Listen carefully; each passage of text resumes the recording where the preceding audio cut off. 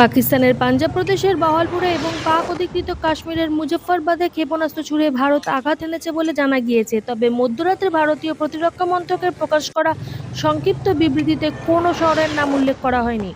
মন্ত্রকের বিবৃতিতে লেখা হয়েছে যে পাকিস্তানে এবং পাক অধিকৃত জম্মু কাশ্মীরের ৯টি জায়গায় জঙ্গি পরিকাঠামো লক্ষ্য করে প্রিসিশন স্ট্রাইক করা হয়েছে।